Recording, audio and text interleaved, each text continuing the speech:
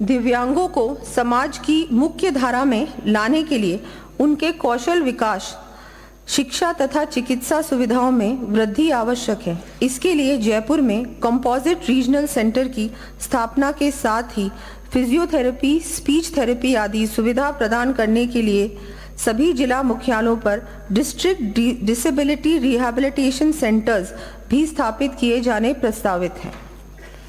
हमारे देश के महान स्वतंत्रता सेनानी लोकमान्य बाल गंगाधर तिलक ने कहा था, समस्या संसाधनों या क्षमता की कमी की नहीं है, किंतु इच्छा शक्ति की कमी की है। मैं सदन के माध्यम से प्रदेश की जनता को आश्वस्त करना चाहूंगी कि हमारी सरकार आमजन, विशेषकर वंचित वर्गों के सर्वांगीण विकास के लिए दृढ़ इच्छा शक्ति से कार्य करेगी। जैसा कि माननीय सदस्यों को विदित है, ये सुनिश्चित करने के लिए कि कोई भी पात्र व्यक्ति अथवा परिवार सरकारी योजनाओं का लाभ लेने से वंचित ना रह जाए, इस उद्देश्य से माननीय प्रधानमंत्री जी की पहल पर प्रदेश भर में विकसित भारत संकल्प यात्रा शिविरों का आयोजन किया गया है। इसी क्रम में यह भी अति आवश्यक है कि हमारे पंचायती राज संस्थाएं एवं स्थानीय नगरीय निकाय मजबूती से प्रदेश के कोने कोने में बसे हर परिवार तक संबल पहुंचा सके। इस दृष्टि से इन ग्रासरूट डेमोक्रेटिक इंस्टीट्यूशंस को और अधिक सशक्त करने के लिए राज्य के शुद्ध कर आय की वर्तमान में निर्धारित SFC ग्रांट को 6.75% से बढ़ाकर आगामी वर्ष के लिए 7% करने की घोषणा करती हूँ। इस प्रकार वित्तीय वर्ष 2024-25 में इन इंस्टीट्यूशंस को 316 करोड़ रुपए की वृद्धि के साथ कुल अनुमानित ग्रांट 8,864 करोड़ रुपए मिल सकेंगे।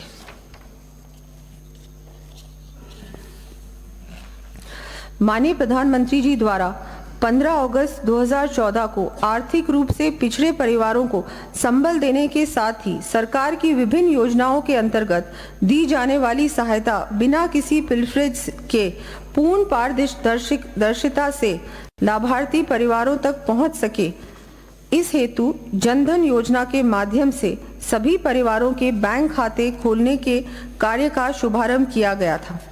इसी क्रम में वर्ष 2015-16 में केंद्र सरकार के बजट के अंतर्गत JAM ट्रिनिटी अर्थात जनधन आधार मोबाइल को जोड़ते हुए डायरेक्ट बेनिफिट ट्रांसफर तथा डिजिटल पेमेंट की मजबूत नींव संपूर्ण देश में रखी गई।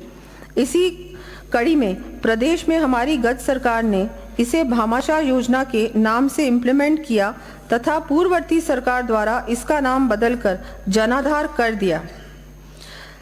हमारी सरकार इस कार्यक्रम को artificial intelligence, machine learning, data cloud जैसी नई तकनीक का प्रयोग कर और आगे ले जाने के लिए कटिबद्ध है।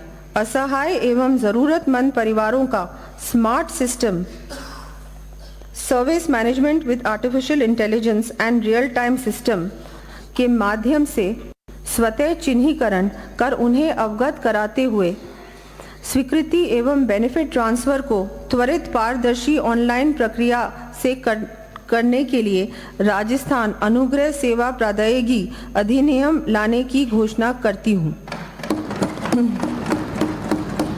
इस हेतु 150 करोड़ रुपए से अधिक IT आधारभूत संरचना का निर्माण किया जाना प्रस्तावित है। आमजन तक सरकारी सेवाओं का लाभ पहुंचाने में राजकीय कर्मचारियों की महती भूमिका को देखते हुए आगामी वर्ष कर्मचारियों को पदोन्नति के अतिरिक्त अवसर उपलब्ध करवाने के लिए DPC हेतु 2 वर्ष की छूट दिया जाना प्रस्तावित है।